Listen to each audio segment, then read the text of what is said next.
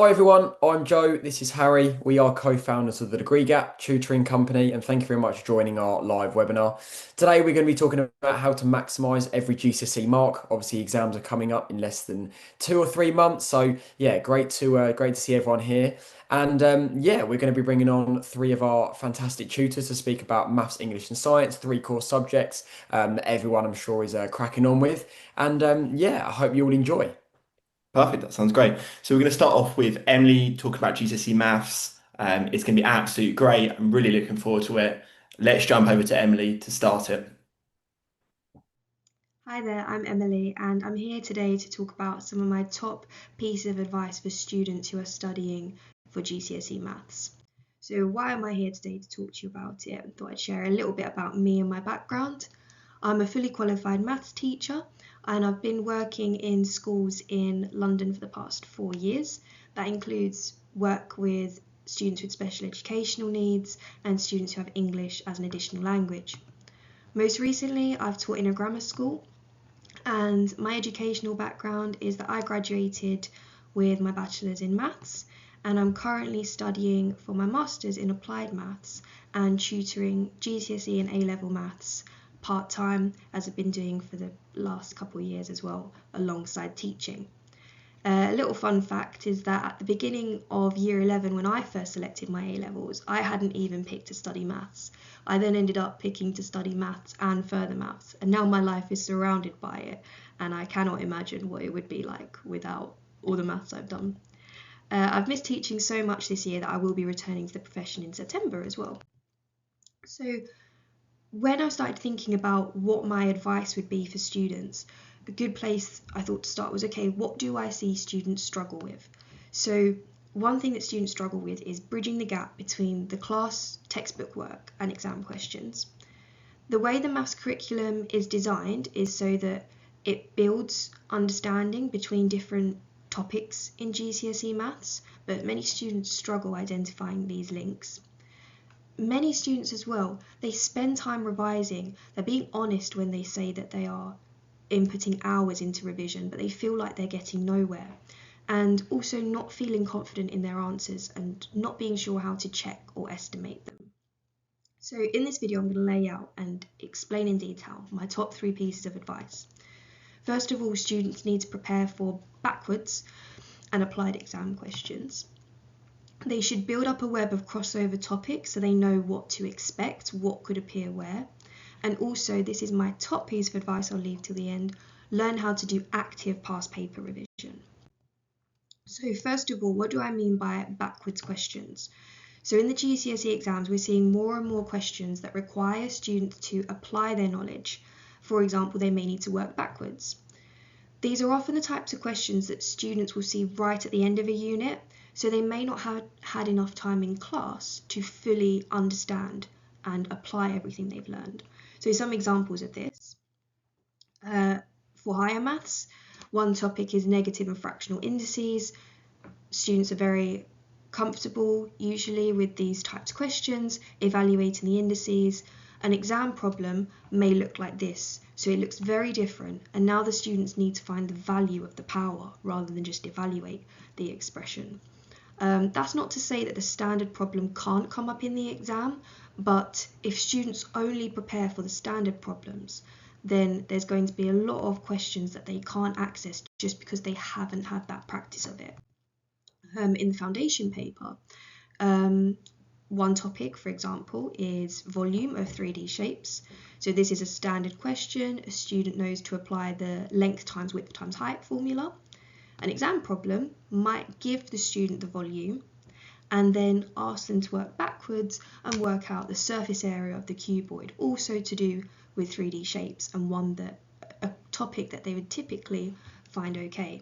So the student does have the skills to answer, but the way that it's been asked could throw them off.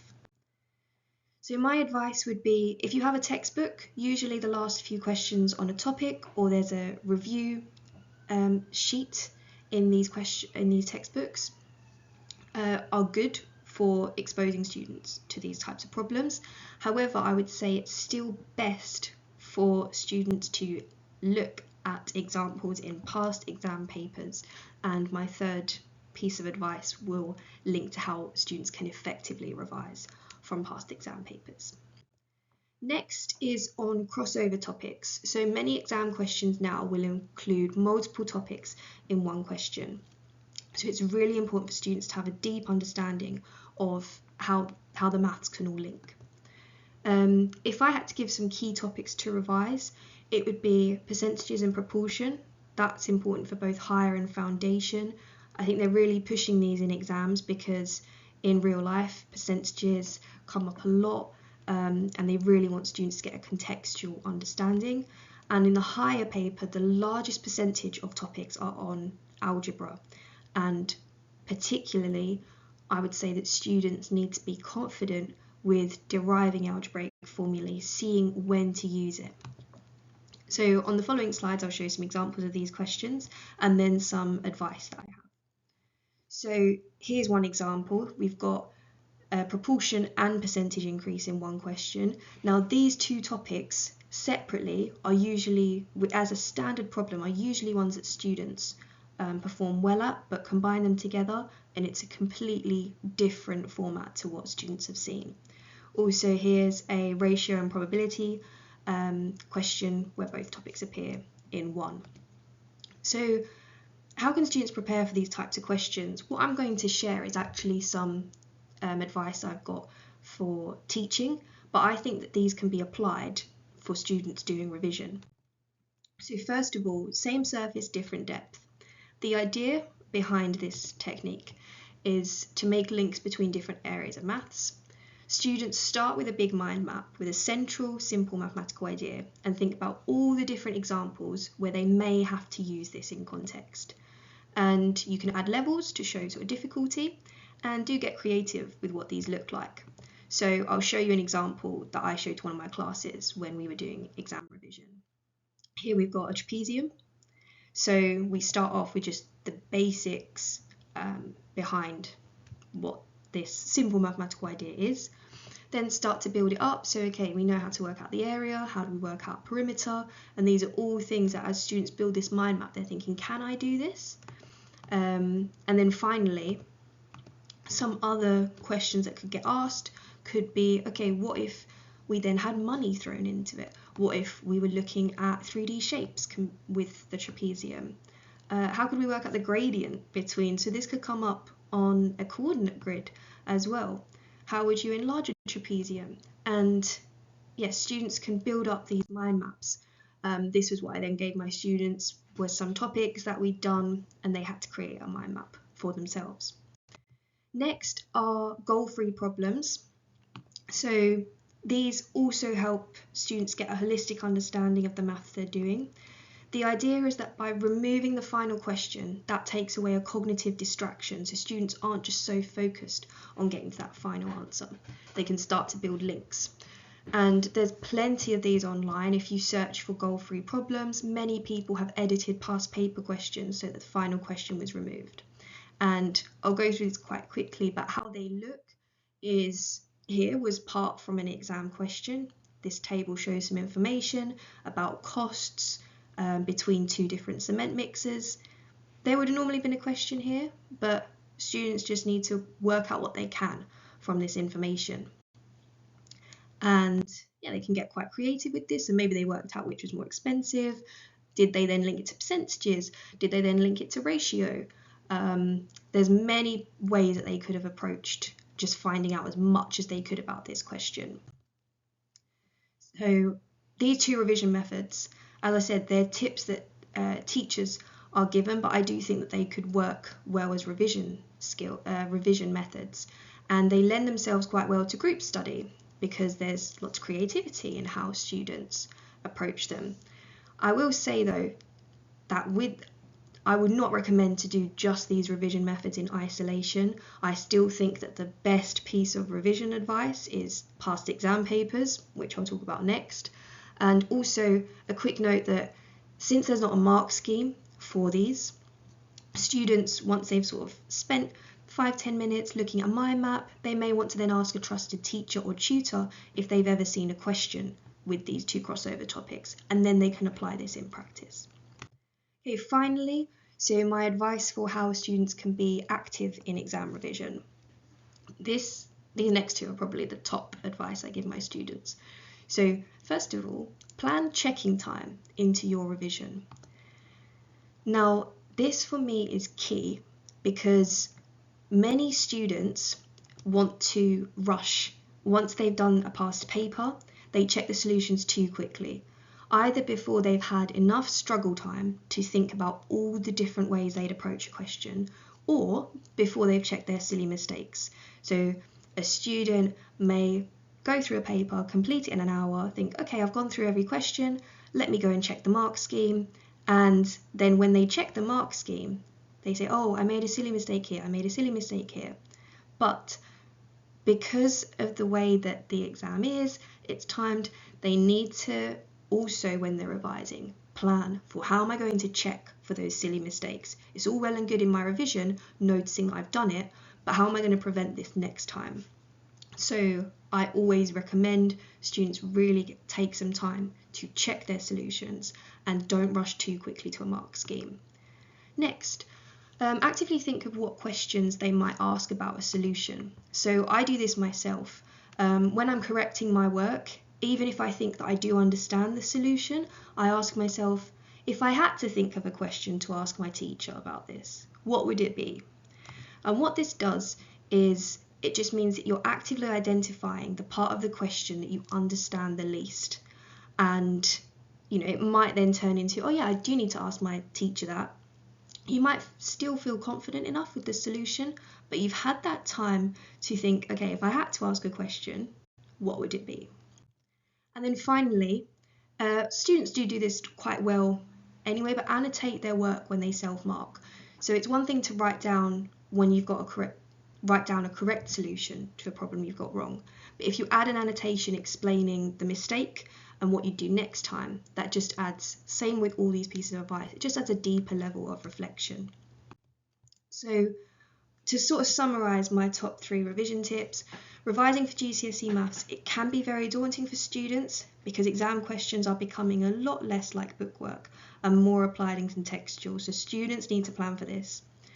Students familiarising themselves with these types of questions and becoming aware and well-rounded in all the different links between topics in maths will improve their confidence. And finally, the quality of revision is much more valuable than quantity. So students, when they're going through a past paper, should make sure that they're really interacting actively, using their time wisely, building that checking time. When they go through a solution, think about what questions would I ask about this and annotate their solutions. Thank you very much for listening. Thank you so much for that, Emily. That was really useful, especially around the crossover subjects. I've noticed that a lot with GCSE maths that one question might take two or different topics into one question. So it's really important that you start working on them problem solving skills. I'm going to jump over to Jess now. She's going to do a talk around English. It's going to be mainly applicable for AQA because that is the main example that a lot of people in the UK take. But it can be applied to all exam boards, and there's going to be a lot of really, really useful advice there. So let's jump over to that, and we'll see you after. Hi, my name is Jess. I'm one of the tutors here with the degree gap, and my specialism is English language and literature. I have a degree in linguistics from Cardiff University, and that's always been where my passion and interest has really been focused. So I've got 3 years of tutoring experience from a whole range of different places. I started off working on community projects, trying to get tuition to people who were in underserved communities. I've done a bunch of group lessons, but I'm really passionate about the private one-to-one tuition. I love making it very highly personalised so that each student gets exactly what they need. And that's where a lot of my expertise comes from, I suppose. So hopefully I've learnt a few things in those 3 years that are going to be helpful for you ahead of exam season. The things that we're going to be looking at today then are some key topics to revise, common mistakes that people make and how to avoid them, and some revision strategies that are hopefully going to be good for your English work and also transfer across to other areas.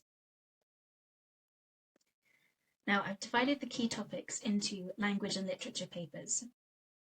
They do have some differences as well as some similarities. The first thing that applies to both of them really is knowing some language devices and some structural features. We need to have a really in-depth knowledge of a good range of these things. So the simple ones might be adjectives or verbs, some alliteration, all the way up to the more complex things like superlatives, hyperboles, oxymorons, and juxtaposition. Being able to find these in a text is really important. We have to also be able to write our own.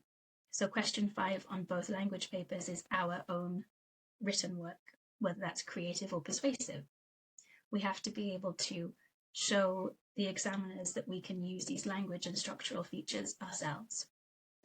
So maybe for your own writing, that means that we focus on long and short sentences, long and short paragraphs, using a cyclical structure, foreshadowing, anything like that. So having a good knowledge of what these are and how to find them is really important. The next thing we're going to think about is having some really clear analysis skills. Lots of schools teach patterns like peel, petal, or Peter. Any of those are great as long as they work for you.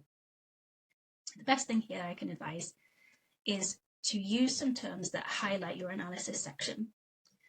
These keywords might be things like this implies, this suggests, this has connotations with, this references, all sorts of things like that. It shows the examiner that this is my thought, this is my original idea, not something that you're just repeating from the paper itself.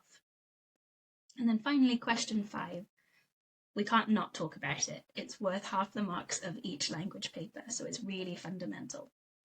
The mark scheme asks us to show off a range of language devices, a range of structural devices, punctuation, ambitious vocabulary, clear organization. So there's a lot going on. The language devices and structural kind of covers from earlier.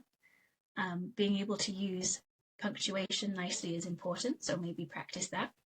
And then in terms of the organization, having really nice paragraph starters is a nice way to make sure that your writing is cohesive. For example, having paragraphs that start firstly, additionally, furthermore, and end finally, especially for your persuasive writing, that's going to help make your structure come across as very organized and intentional.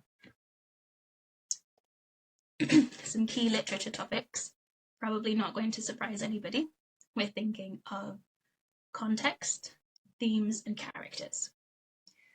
Whether that's for your poetry anthology, novels, or plays, all of these things are really important. In terms of context, we need a little bit of an understanding of what's going on at the time this text is being written, something about the author maybe. We can't always predict what topic we're going to get in an exam, but we know that we can always carry through context that works for lots of different questions. Thinking thematically also helps us to join up the dots from moments across a whole text. So something like Animal Farm, the examples for themes we have are power and control, corruption, propaganda, equality and inequality, as well as ideas around class. So we know that that can be the focus of an exam question. We know we can use it to prepare essay plans, helps us to organize our thoughts a little better. So thinking thematically is something that might be really helpful. The final thing is to think about each character. So you might find creating a character card is a good way to do this.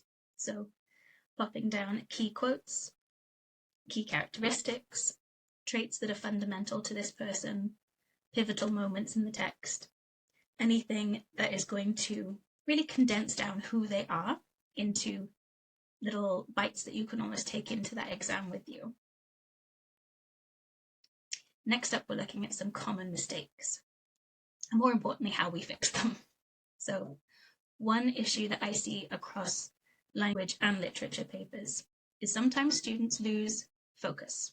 So either they will veer off onto a slightly different theme, Or sometimes when we have questions in the language papers that specifically ask you to look from, say, lines 12 to 16, and they go outside of those bounds. Knowing what each question actually wants is really nice for us to be able to keep that focus. So highlight keywords in the question, whether that's a character or a theme maybe. If you're looking at particular line numbers, create that visual barrier and draw a box around it or highlight it, whatever's going to work for you. Another common issue is using quite generic comments. So something like short sentences create tension. It's not incorrect, it's just not the best way that we could phrase that. So it helps to think about what that technique is doing in this specific extract. Finally, question 5 is an area that some people feel quite overwhelmed by. And so getting the content and the timing right can feel like a big job. One of the things I would advise here is to create that framework beforehand, knowing what the mark scheme wants. It's a test of your language skills, not just to see if you're a good storyteller. They are testing to see if you know these language devices and these structural devices and your punctuation. They want to test your vocabulary.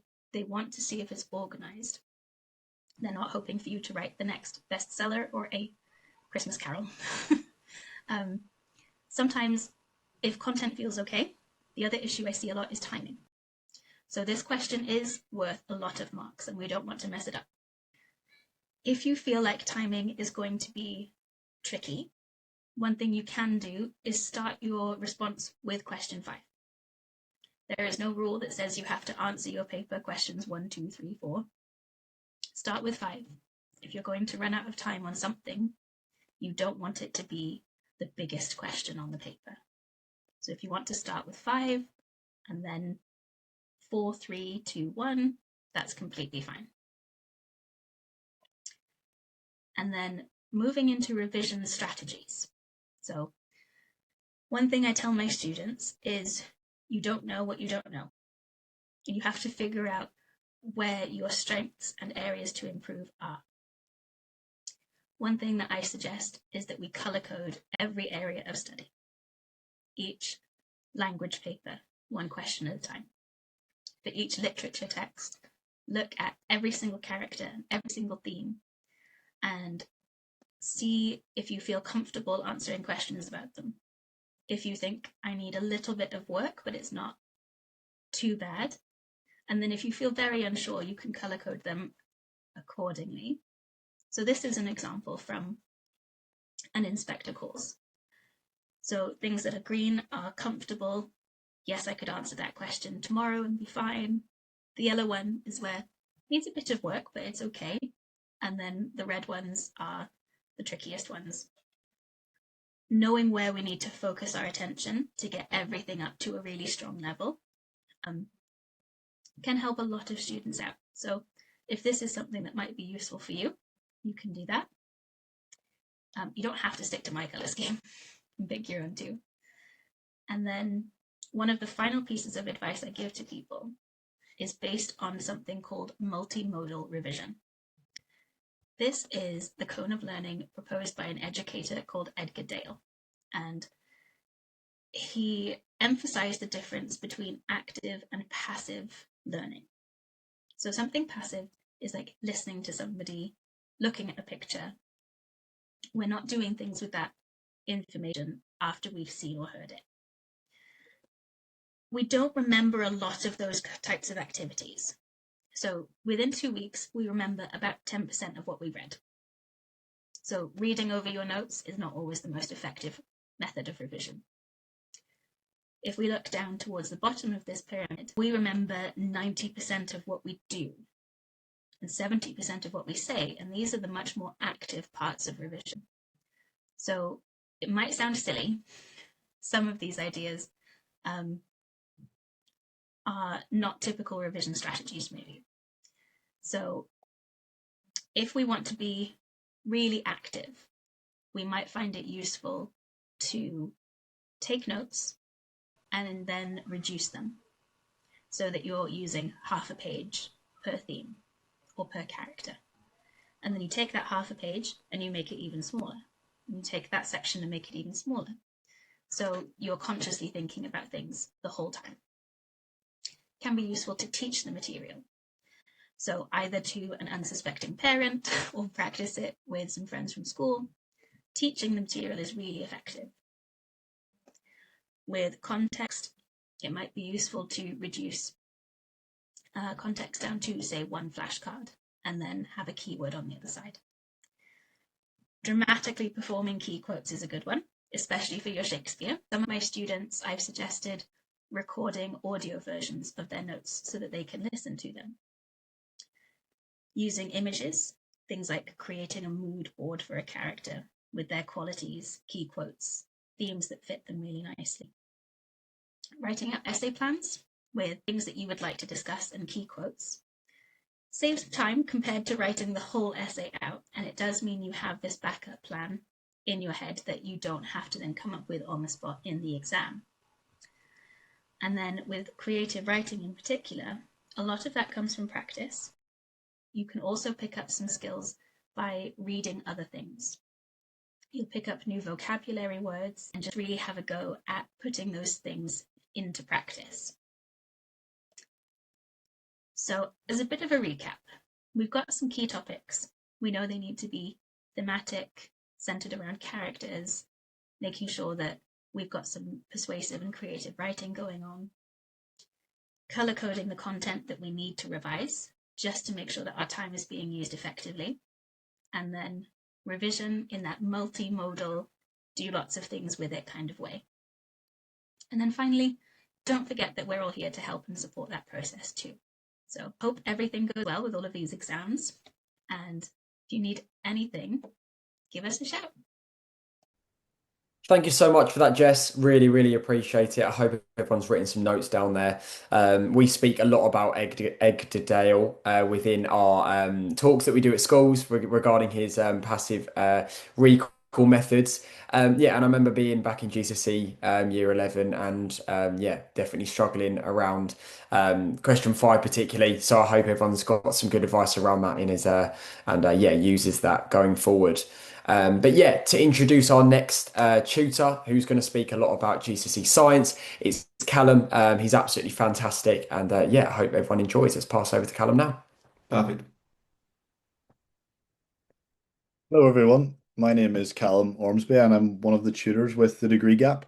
I've been asked just to have a chat with you guys briefly about preparing for GCSE science specifically. So we're going to keep it quite general, nothing specific for biology, chemistry, and physics, but just some general guidance on the best ways to prepare for any of the scientific subjects as we roll into GCSE exam season. So a little bit about me first, just to introduce myself. So I graduated from the University of Cambridge a couple of years ago with master's degrees and bachelor's degrees in biological natural sciences. I specialized in biochemistry, and I've gone on since to study medicine as a graduate student as well. So I started tutoring when I was still doing my A levels, so over 6 years ago now. And I teach all of the subjects that I did for A level, so mathematics, biology, chemistry, and English literature. So I've built up quite a bit of experience over the years, and I've helped a lot of students through their examination process as well. So hopefully, I'm well placed to give you guys some tips that can help you or your kids to navigate what is a very difficult process, especially if it's the first round of exams for you. So, first thing about GCSE science is there's two components to being successful. And obviously, success is going to mean different things for different people. So, success for some person might be getting a C or getting a 5 or a 6. Success for somebody else might be an A star. But it doesn't matter what level you're at the moment. The key thing is that you should break up your preparation for the exams into two key things, which is understanding the content on your specification and examination technique. So we're going to break those two down in a bit of detail to understand how we can improve on each one and how they complement each other to go into a successful exam performance. So if we look at the first section, which is understanding content. So this is having the ability to recognize key concepts in questions and essentially apply knowledge that you've been taught in class based on the specification that you've got. So there's some memorization involved here, but understanding the key conceptual points behind it is what separates good candidates from candidates that don't score so well in these tests. For example, in chemistry, knowing why an increasing temperature increases the reaction rate, not just that it does. So this is useful for questions where it's not necessarily presented in the same way that it was taught in class or that it's presented in the textbooks, for example. It means that students are then equipped to apply knowledge rather than just regurgitate exactly what they've been taught, because that doesn't give them very much adaptability when it comes to different styles of question. So it can be useful as well to think about linking topics together in order to facilitate understanding. So if you have something like respiration in biology and chemistry, you can look at it from those two different perspectives and incorporate both into your revision and sort of kill two birds with one stone in that scenario. But this is more for when you're pretty confident with most of the spec and you're building into sort of higher level thinking as you get closer to the exam. The main thing that I see often with students is being overly vague in terms of answers to questions. A lot of students are really good at understanding generally the topics that they're being taught, but what's not quite as polished is the use of precise scientific terms. And especially at GCSE level, the precision of the words that you're using to describe the answers is going to be what is rewarded. So you can often pretty much say the right answer in, let's say, a 3 mark question and come away with 1 or maybe even no marks because you haven't used the specific phrasing and terminology that they demand from that question. So part of understanding the content is understanding exactly how that needs to be explained in an examination context. So sort of feeding into the exam technique side of things as well. And then, sort of as I've already mentioned, applying your knowledge to unfamiliar contexts. Often they'll give you questions which are scenario based in science. They might be doing an experiment. They might be looking at a specific kind of plant, for example, and trying to see what sort of biological processes are going on within that plant. The student might not have come across the exact scenario before, but the principles behind it will be something that they've covered. And the more sort of time spent understanding content and learning that content is going to be to benefit in those types of questions. So that's a lot of generalities so far. So what key actions can we take away in terms of understanding content? It would be my recommendation if I was your tutor to spend 75% of revision time learning and understanding content. So this means different things for different students depending on their learning styles and what works for them. Some people are better at memorization and like to use flashcards, Anki, and different softwares that are useful for memorization. Other students like to read over their notes and then try and rewrite the notes without looking. But what's really important is that you trial and error different methods and find out which one works best for you. But the key thing is that you spend the majority of the time of revision on understanding content. It's very easy to get into the habit of doing past paper questions a lot of the time because it's slightly easier and feels less tiring and it's a bit less mentally exhausting than trying to understand and learn content. But this is really where you set the foundations for performing at your best in an examination. And it is something that typically gets neglected, especially as we get closer to exams. It's very easy to fall into the trap of using exam questions as your sole crux for your revision, but really going over the content and understanding it more is going to be super important. Trying to explain concepts to friends or parents or your peers can be a really useful way to gauge whether you actually understand something or not. As someone who teaches as part of their job, I think it's one of the best ways to develop an understanding of something is to try and teach it to someone else.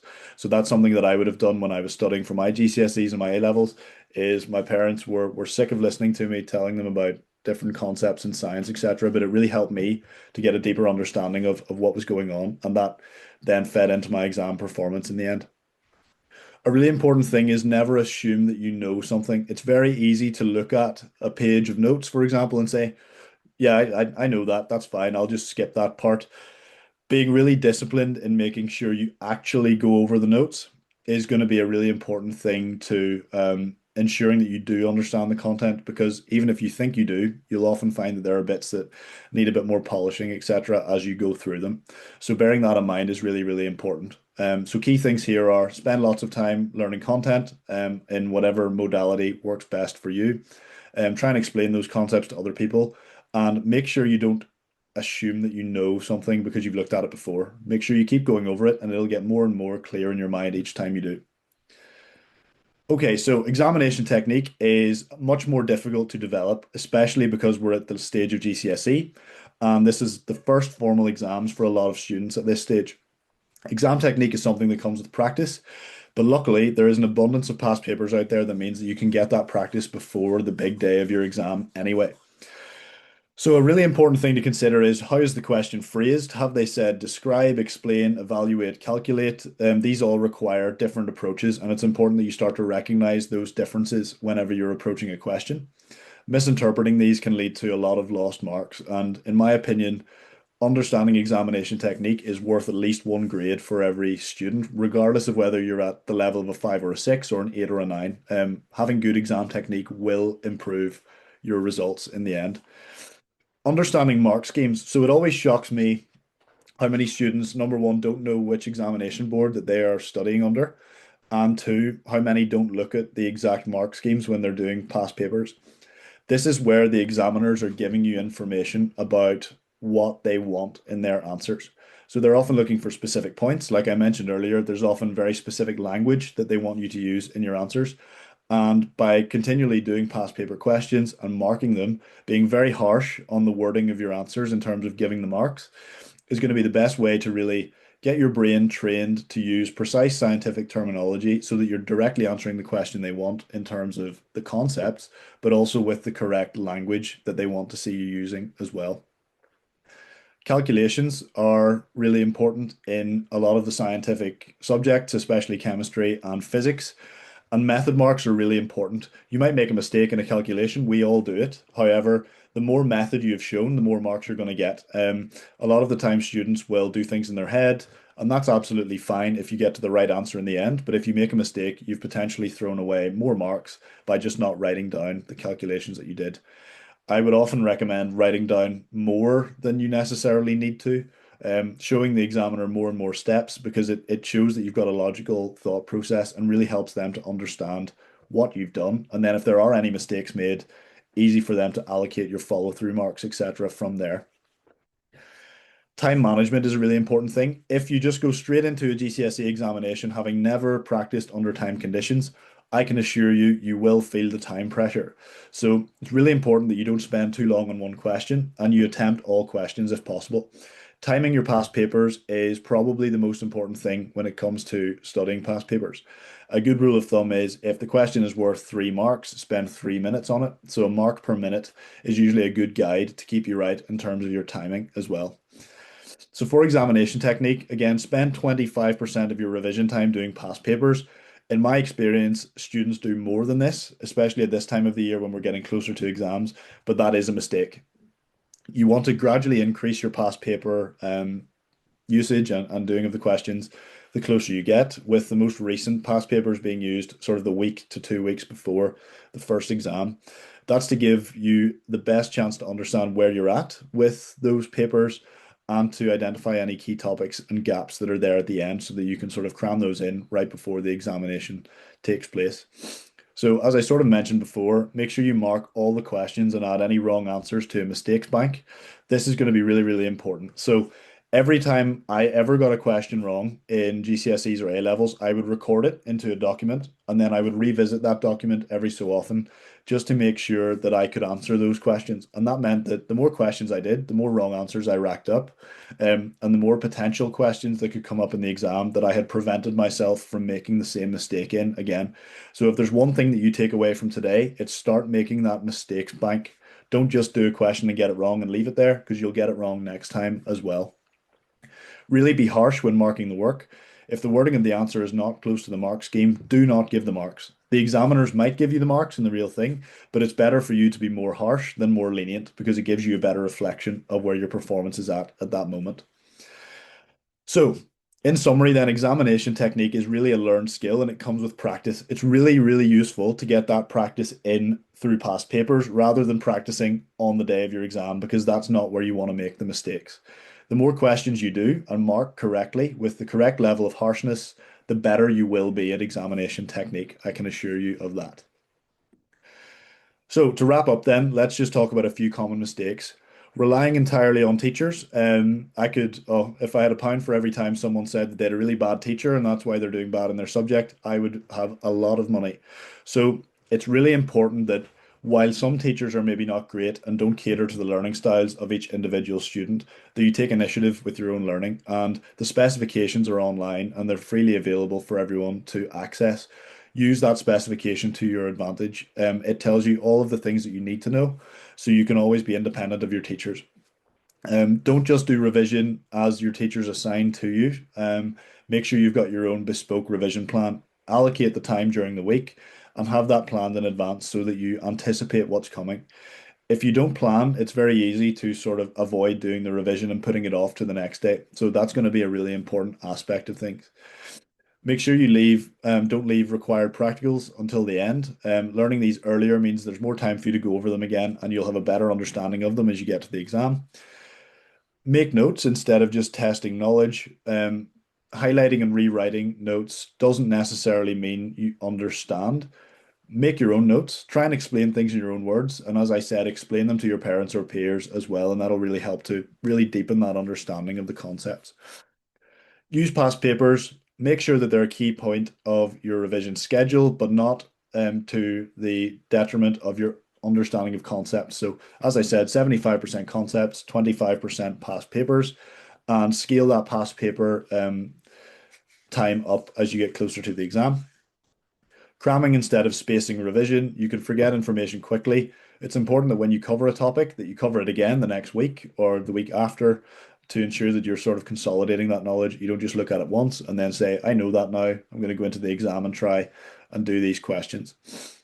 And then final thing is have a revision plan that is scheduled at least 2 weeks in advance because that will really keep you on top of what you're doing and it will give you accountability. If you get to the end of the week and you've skipped 3 of your revision sessions, you will know that you've done that. And you might want to think about how you can do better the next week. Make it manageable, a couple of hours a day, and make it something that's very specific. So very, very clearly outline what it is you're going to cover in those revision sessions as well. Final tips, start early. This is the perfect time, regardless of whether you're sitting on a 4 or a 5 or an 8 or a 9. Make a revision timetable. That would be my first piece of advice. Know the specification, find out what exam board you're on, and find out what are the key points that you need to cover from your examination curriculum if your school is not quite on it with letting you know this type of information. Build a mistakes log to track which past paper questions you're getting wrong and iterate over that mistakes log as you get closer to the test. Memorize equations and units early as well as definitions. These are easy marks that you can regurgitate in the exam. It's active recall, and it can set a really good foundation for a great score. Prepare for mark schemes, not just content, as a final point. So really look at the mark schemes in depth. What's the language that they want you to use for each type of question, and then try and implement that language in your answers. That's all from me. I'm sure the guys will provide my email address. You can always direct questions towards me if you have anything else you want to know, or you can direct your questions to the guys at the Degree Gap as well. Thank you very much for your time.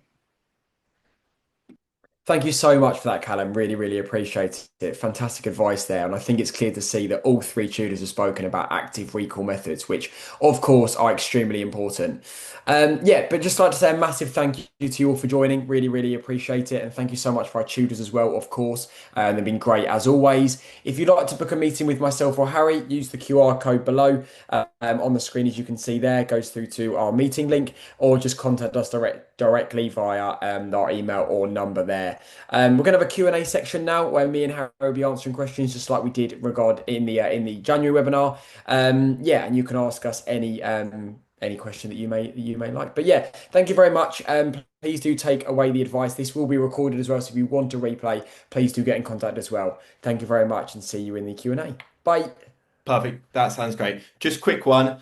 We are going to be dropping a link in the comments to our Google reviews. If you found this session useful, please drop us a review and just let us know some of the stuff that you've learned from the session. It goes a long way to help supporting us through future webinars and demonstrating schools how useful this is. Thank you very much and look forward to seeing the Q&A.